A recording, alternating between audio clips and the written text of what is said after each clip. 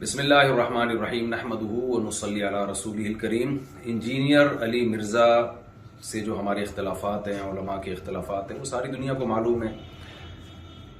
جناب انجینئر علی مرزا کے نظریات سے ہم متفق نہیں ہیں، میں جہلم بھی گیا اسی سلسلے میں، لیکن جب تک دلائل کا جواب دلائل سے چل رہا تھا معاملہ ٹھیک تھا۔ اب ایک فتویٰ آیا ہے سامنے جو بڑا پھیلایا جا رہا ہے، ایک مولانا صاحب کی طرف سے فتویٰ دیا گیا کہ جی انجینئر صاحب کا قتل جائز ہے۔ تو میں اس اپنی دینی ذمہ داری سمجھتا ہوں کہ ہم اس فتوے سے بالکل متفق نہیں ہیں، اور جتنی بھی میری بڑے علماء سے بات ہوئی ہے، جہاں تک میری رسائی تھی، جن سے میری بات چیت ہوئی ہے، وہ کوئی بھی اس فتوے سے متفق نہیں ہے۔ تو لوگ اس فتوے کو علماء کا متفقہ فیصلہ نہ سمجھیں، کیونکہ ہمارے ملک میں پہلے قتل و غارت بہت ہوئی ہے۔ یہ شرعاً کسی کو اجازت نہیں ہے اس کی کہ کسی بھی شخص کو اٹھ کے وہ قتل کر دے۔ انسانی جان کا قتل، چاہے وہ کسی بھی مسلک سے ہو، کسی بھی فرقے سے ہو، کسی بھی مذہب سے ہو، ہم اس کا قتل جائز نہیں سمجھتے۔ پاکستان میں قانون بنا ہوا ہے کہ کوئی بھی صحابہ کرام کی بے ادبی کرتا ہے یا گستاخی کرتا ہے تو قانون بنا ہوا ہے۔ تو یہ سپریم کورٹ کا کام ہے، ہائی کورٹ کا کام ہے، جج کا کام ہے کہ وہ یہ فیصلہ کرے کہ کون گستاخ ہے اور کون گستاخ نہیں ہے، اور اس بیس پہ جو بھی پاکستان کا لا ہے، قانون ہے، وہ نافذ ہونا چاہیے۔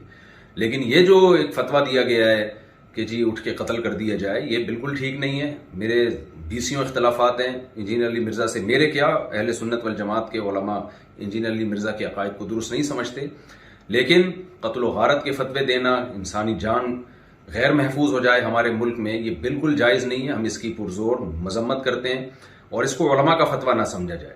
ایسا نہ ہو کل کوئی سرپھرا اٹھے اور کسی انسان کو قتل کر دے گستاخی کی بیس پہ، بے ادبی کی بیس پہ، تو یہ بالکل غلط ہے۔ ہم اس کی بھرپور طریقے سے مذمت کرتے ہیں، اور علماء بھی، جہاں تک میری رسائی علماء سے ہوئی ہے، وہ بھی اس عمل کو جائز نہیں سمجھتے۔ تو ملک میں امن کی کوشش کریں، اور دلائل کی دنیا میں رہ کے ہی بات کی جائے گی، اس سے آگے بڑھنے کی کوشش نہ کریں، قانون اپنے ہاتھ میں لینے کی قطعاً کوشش نہ کریں۔ یہ جو ریسنٹلی فتویٰ آیا ہے اور سوشل میڈیا پہ پھیلایا جا رہا ہے، بالکل غلط ہے۔ قرآن و سنت کی روشنی میں اس فتوے کا کوئی سر نہیں بنتا، اور وہ پھر یہ ہے کہ ذرا سی کسی کی بات زبان سے کوئی لفظ نکلتا ہے نا، لوگ اس کو پکڑ لیتے ہیں۔ جنید جمشید کے ساتھ ہوا، مولانا طارق مل صاحب کے ساتھ ہوا، اور سیالکوٹ کا جو واقعہ ہوا تھا، ہم تو یہ جو واقعات تھے ان کے زخم ابھی چاٹ رہے تھے کہ جناب ایک اور فتویٰ مارکیٹ میں آ گیا کہ جی فلاں کو قتل کر دیا جائے۔ یہ بالکل درست نہیں ہے۔ تو خدارا جو مذہبی لوگ ہیں وہ جنون کی حد تک آگے بڑھنے کی کوشش نہ کریں، پاکستان کا، اسلام کا امیج دنیا میں خراب کرنے کی کوشش نہ کریں۔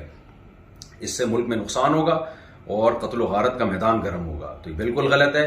لہذا میں ابھی نیچے آیا ہوں گھر سے اتر کے، صرف اس کلپ کو ریکارڈ کروانے کے لیے، کیونکہ مجھے نہیں معلوم تھا کہ اس طرح کا سوشل میڈیا پہ کوئی فتویٰ پھیلایا جا رہا ہے۔ تو دیگر علماء سے بھی میرا مشورہ ہوا، تو سب کا یہی مشورہ تھا کہ ہمیں فوراً اس کے خلاف ایک بیان ریکارڈ کروانا چاہیے، اس فتوے کے خلاف، کہ یہ علماء کا فیصلہ ہرگز نہیں ہے، نہ قرآن کا ہے، نہ حدیث کا ہے، اور نہ علماء کا فیصلہ ہے۔ اس سے ملک میں فساد پھیلتا ہے، اور اللہ تعالیٰ فساد پھیلانے والوں کو پسند نہیں کرتے۔ تو ملک میں ہر ایک کی جان محفوظ ہونی چاہیے، چاہے وہ کسی بھی مسلک سے اس کا تعلق ہو، یا کسی بھی فرقے سے، یا کسی بھی مذہب سے، کوئی بھی رائے ہو۔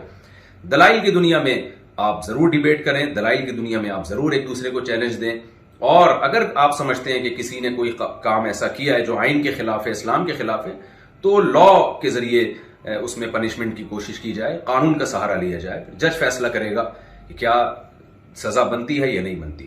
اللہ تعالی ہمارے ملک کو ہر قسم کی اندرونی اور بیرونی سازشوں سے پاک فرمائے، اور اس شر سے اللہ تعالی ہمارے کنٹری کو محفوظ فرمائے، اور عالم اسلام میں محبت اور اتحاد پیدا فرمائے، اور ہماری سب کی جانوں کو اللہ تعالی محفوظ فرمائے، اور یہ جو مذہبی شدت پسندی ہے، اس شدت پسندی سے اللہ تعالی ہم سب کی